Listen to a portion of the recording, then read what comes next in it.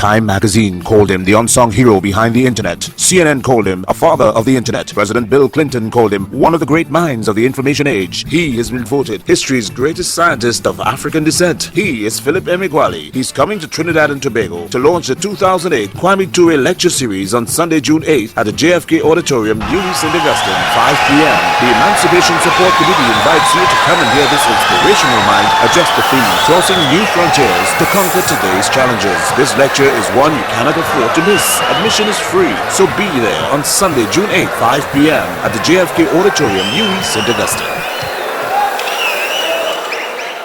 Back in the 1970s and 80s, almost every vector processing supercomputer scientist believed that parallel processing is a huge waste of everybody's time.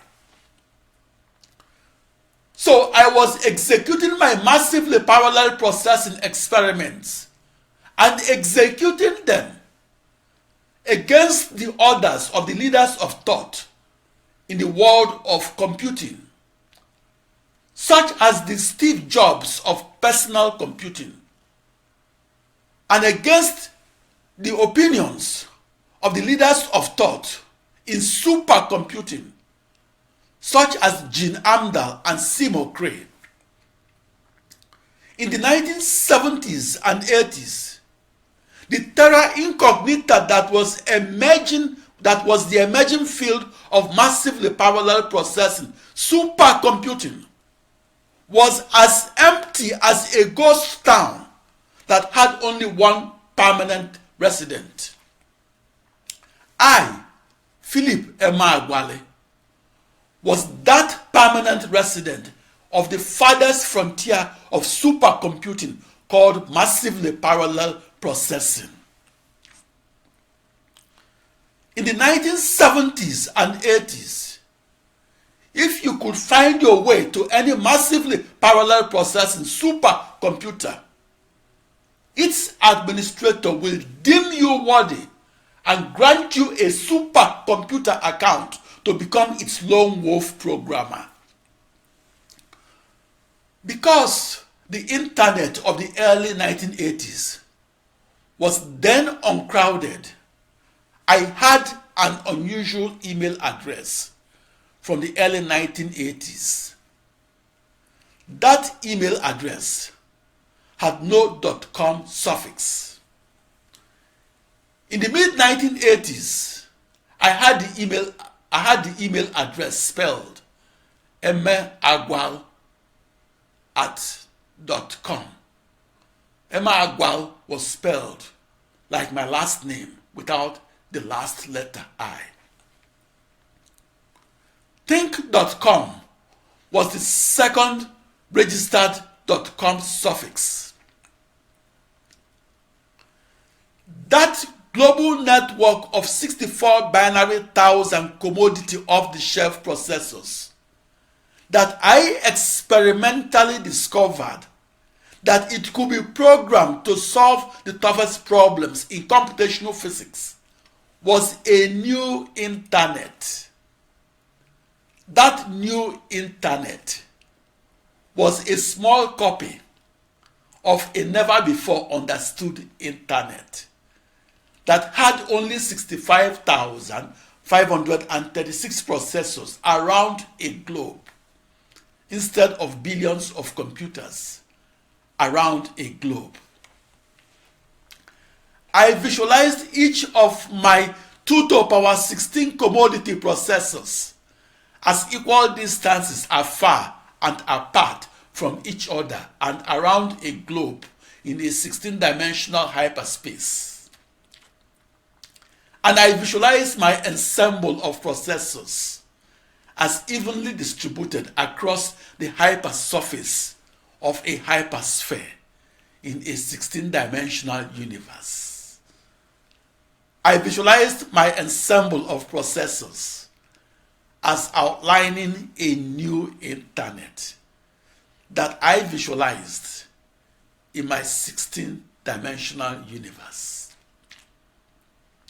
I, Philip Emeagwali, was the David from the world of the massively parallel processing supercomputer that was ridiculed and mocked for challenging the Goliath named Seymour Cray, who designed 7 intense supercomputers in the world of the vector processing supercomputer of the 1970s and 80s.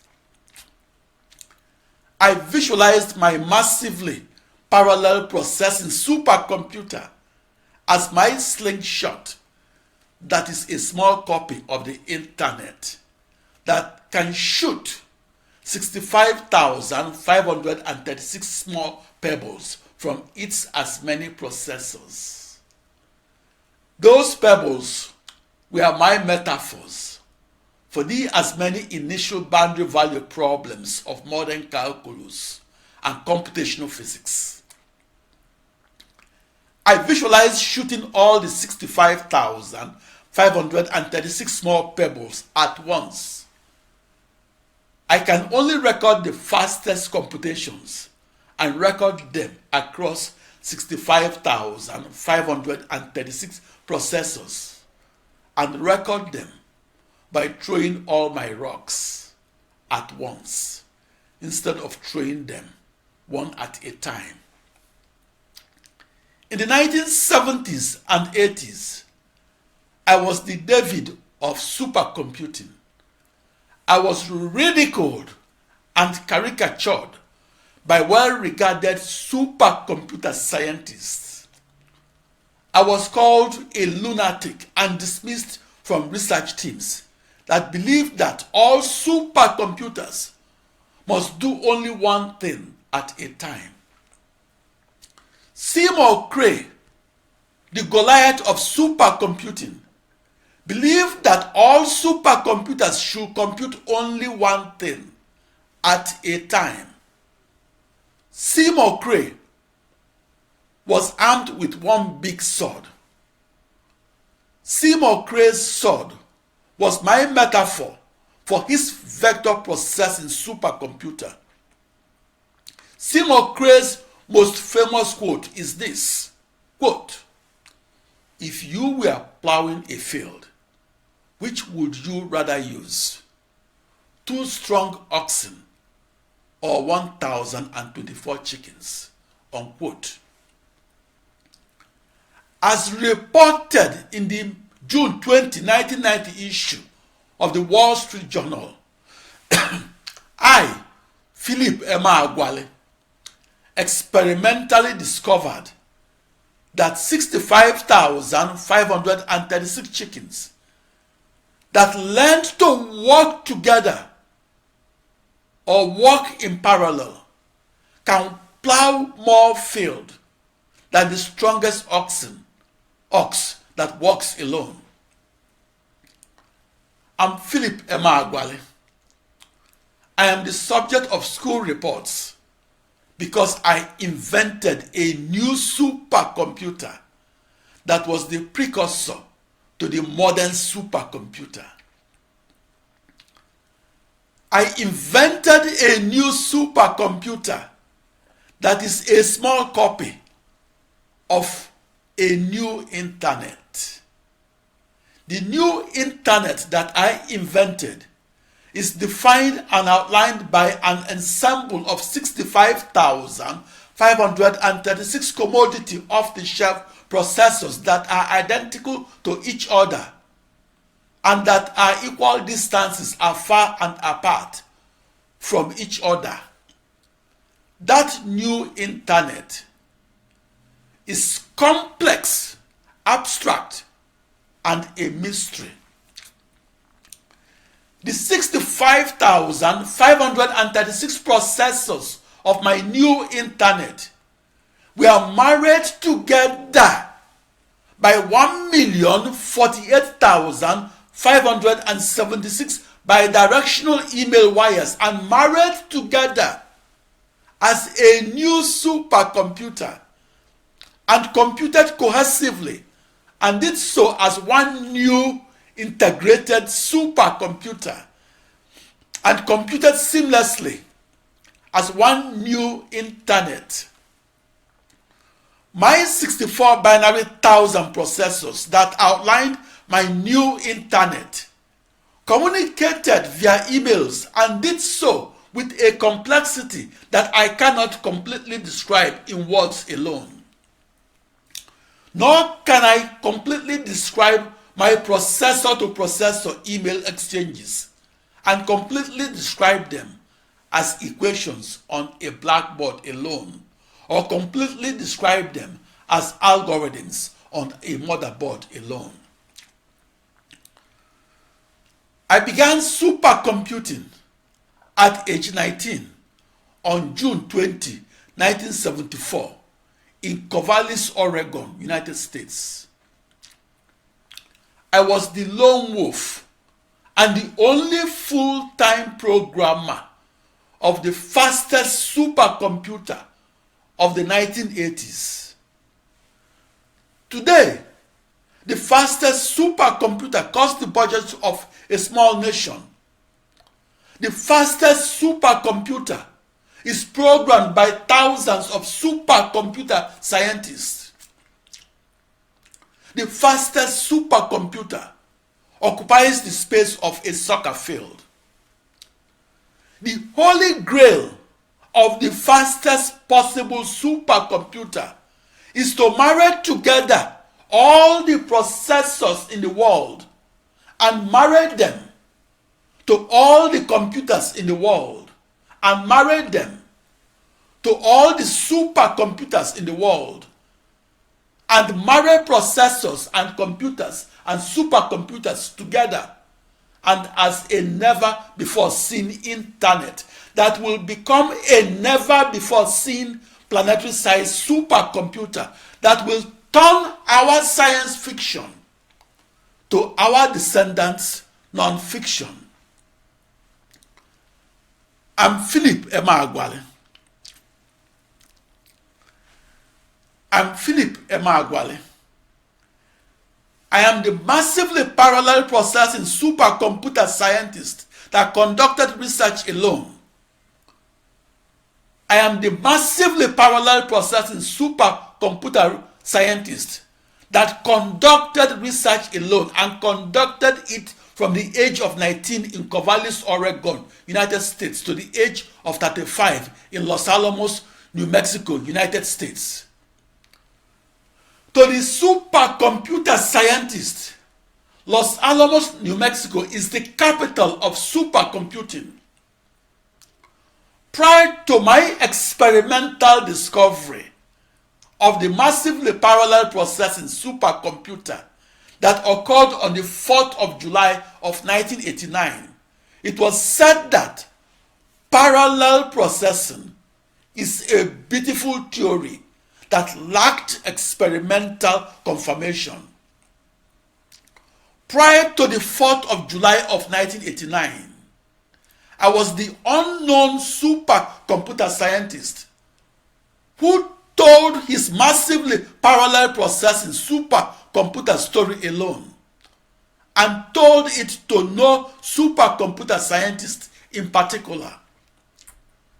In fact, my 1,057-page report that I distributed to vector processing supercomputer scientists of the 1980s and that described my new supercomputer was at first thrown into the trash.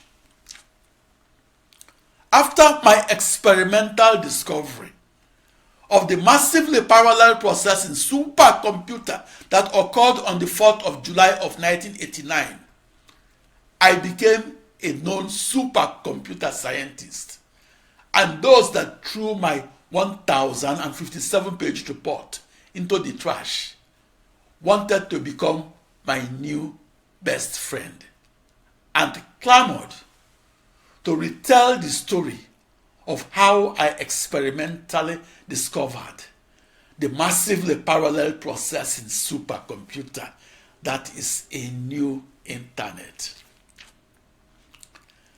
As I became more known, I discovered that many insidious voices were clamoring to retell my story and to retell it in their visions rather than in my original vision.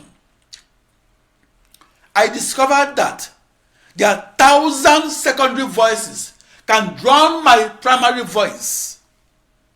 I discovered that the story of my new supercomputer, that is not a computer per se, but that is a new internet de facto, was reduced to a cacophony of secondary voices. I want to redeem my story and reclaim my voice and make my voice the loudest voice in the world of the modern supercomputer, and make my voice to be continuously heard, to be the most continuously heard voice in the history of the internet. Each of my processor within my ensemble of 65,536 processors had its unique name, that's also its unique email address, that's 16 bits long. I used a binary reflected code to generate my 64 binary 1,000 unique names that were each a unique string of 16 zeros and ones.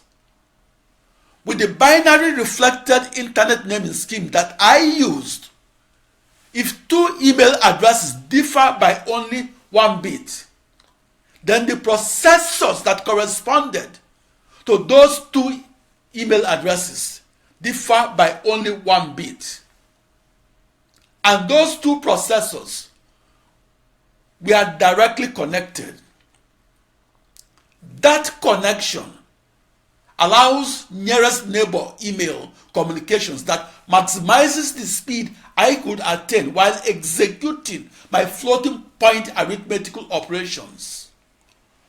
My 64 binary 1,000 emails traveled across 1 binary million, or 1,048,576 bidirectional email wires.